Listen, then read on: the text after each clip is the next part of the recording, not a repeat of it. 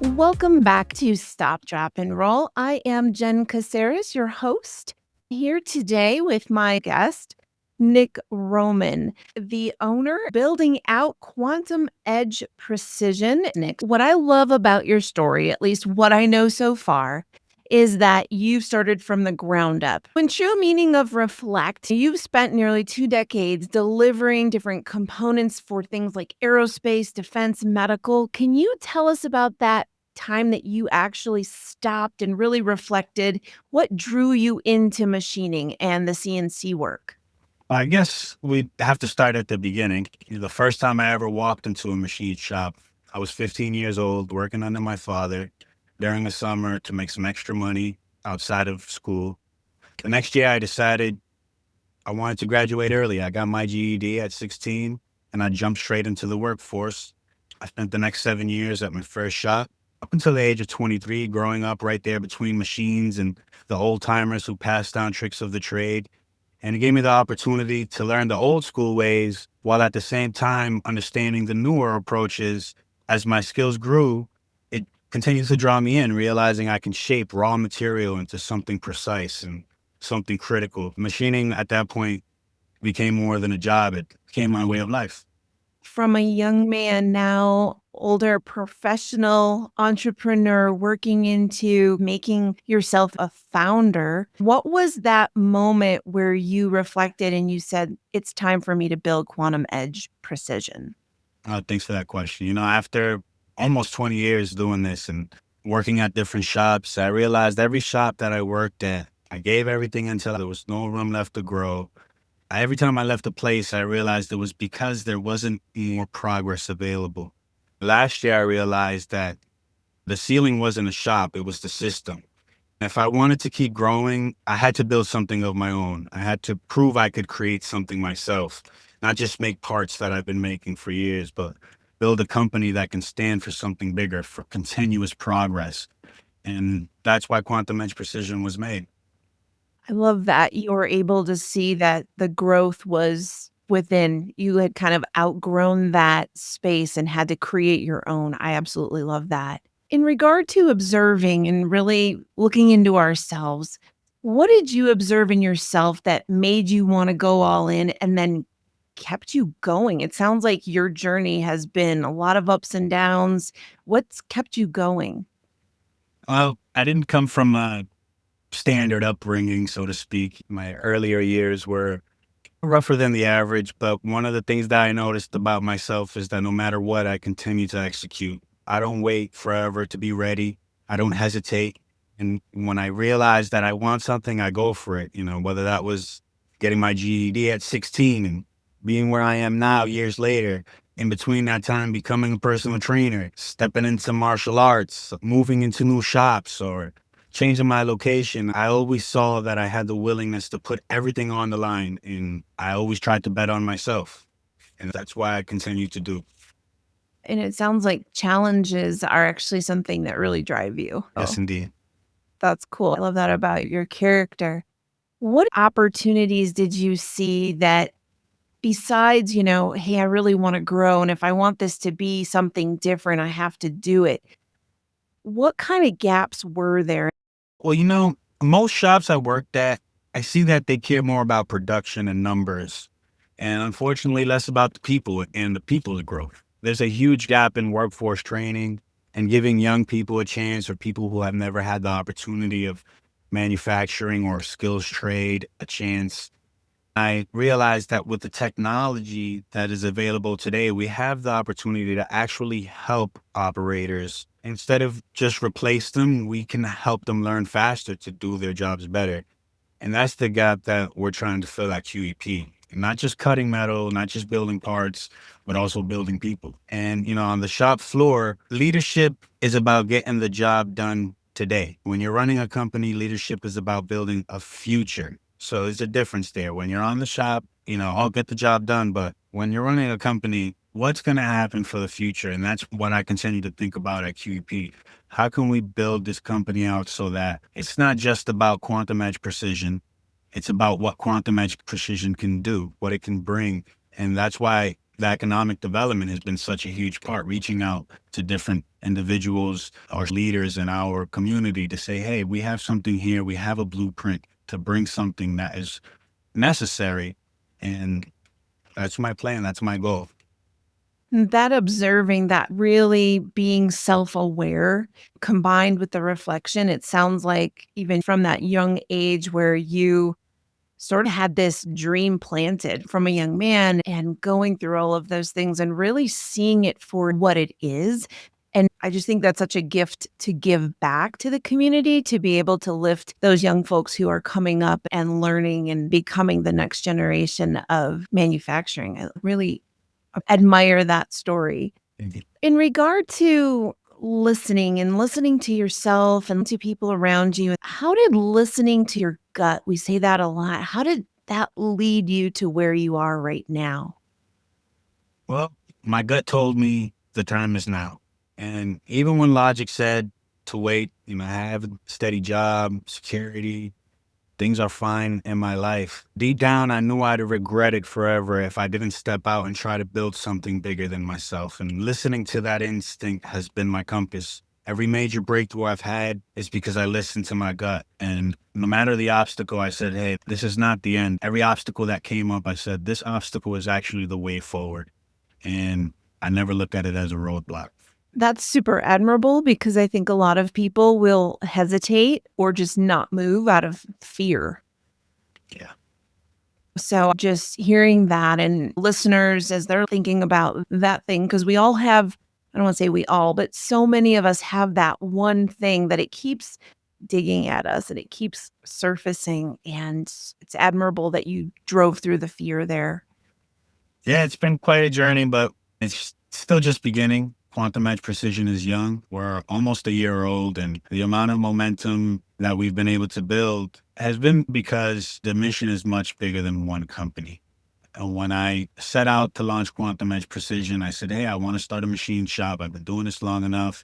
I can do things a little different. And then I realized, wait, there's a mandate for this. There are federal mandates, there are statutes, there are laws that say that civic leaders in states, in particular places like hub zone communities, which is historically underutilized business zones, they have the opportunity to really bring economic revitalization back where we need it most. And that's what Quantum Edge Precision ended up turning into. It's much more than a machine shop at this point. It's an economic engine for growth, and it is the next part of the next industrial revolution. Wow. That's pretty powerful. Plus, I don't know about you. I'm sure you have all of these visions, right? But I can envision such a community around that, not only supporting the community at large, but just the community of workers that you have and the investment in them that they're going to feel knowing that they're part of this. I think that's super powerful. It sounds like you're blending CNC machining with AI driven tools and really optimizing workflow. How are you listening today to both the craft and the technology to make them work together? There's actually a saying, machining has a sound, and the old timers will know what I mean. You can hear when the cut is right. You can hear when the machine is off. And similar to that, AI also has a sound. If you listen to it properly, it can help you with your data, prediction, and give you the right instinct. It won't replace the craft. It amplifies what you already know. At QEP, listening means respecting both the tradition and the innovation and making them work together. So that's what I've been listening to, the past and the future at the same time. It sounds too like you've also been investing in yourself to invest in the future of manufacturing, doing some new skills training and those sorts of things. What does that look like as far as like certifications for you? Well, I saw the old ways of manufacturing are starting to change. Supply chains are breaking, companies are reshoring, shops are struggling to find skilled workers. It's a culmination of what QEP was designed to be able to fix. And I sensed the only way forward was to combine the craft with the technology. I knew I had to prepare myself to lead that direction. And I got these certifications and credentials, but the certifications and credentials are here nor there. It's more of the knowledge and the understanding to be able to apply what I need to drive this mission forward. So I said, what do I need to learn in order to be able build quantum edge precision to what I'm trying to build it. And, whatever it is that I'm trying to execute, I try to find as much knowledge in that domain as possible. I would imagine that just the technology alone, the rapid pace of change will keep you on your toes for the next, forever, probably. Oh, that's the beautiful thing about technology. It's always evolving, and we will always have the opportunity to learn more, grow more. And that's how I've gotten to where I'm at. Even when quantum edge precision is launched, we'll figure out a way to take it to the next level. I can hear it. I can hear it in your voice. The last step here is to evolve. I want to talk about evolution for you because it feels like everything we're talking about, everything that you're explaining is growth. And that's exciting. I can hear it in your voice and in the content that you post on LinkedIn and other places. So, how has your definition of excellence evolved from being a hands on machinist to being now an entrepreneur, really building these systems and partners and this strategy that you're creating? That's a great question. As a machinist, so-called excellence is measured in tolerances, plus or minus 0.0001. That's my world. That's where I live. As an entrepreneur, excellence to me is about alignment. It's not about hitting a spec. It's not about being perfect. It's about building systems that make sense, creating partnerships, creating a culture that's pushing everybody in the same direction towards progress. I think excellence before used to be about perfection, especially in machining, it's about perfection. But when it comes to what drives that, perfection does not drive perfection. Transformation drives perfection. And that starts with our people, our communities, and giving opportunities to say, hey, I want to be a part of something that is striving for excellence. Part of tomorrow, part of the future. That's exciting. For listeners who might be skilled tradespeople and they're dreaming of entrepreneurship, they're in a shop or they've been in a shop before and they want to get started, what are some first steps that you would advise them so that they can evolve in their careers? I would say, I think oftentimes the fear is what holds us back. The worry, the doubt, the hesitation, the regret that you are already thinking about before anything even happens. What if this happens? What if that happens? I would say make a plan the best you can and start before you feel ready. It will never be a perfect time. If you wait for the perfect time, you will never move. Begin small, stack wins, build momentum, surround yourself with people who challenge you and give you advice to keep you growing. I feel like that's what has been able to keep me on this path. This is what has driven me. And as cliche as it might sound, the dream only becomes real the day you decide to take responsibility for it. You need to build your future. And that's what I did. I'm grabbing the reins and I'm building the future for myself and for the people around me. I don't think it's cliche at all. I think I don't know, this might sound cliche. It's like a dream come true where you have something that you're really bringing to fruition and you are doing some of the really hard work. I know that you're meeting with a lot of people, maybe some big players out there, and you're having to really pitch this. And that's a big job. So I just, again, want to give you kudos for that. Nicholas, you're really rocking it there. Thank you. I appreciate that. And sometimes the dream Yeah. can be a bit of a nightmare, but we still continue. And this is something that it's inevitable. It must be done. There's a mandate for it. And it's about who's going to step up and say, hey, I'm ready to help fulfill that mandate. And we need this. We need builders. We need manufacturing. We need trades. And CNC machining is part of that. We can still make sure that the future belongs to us. Future belongs to us. I love it.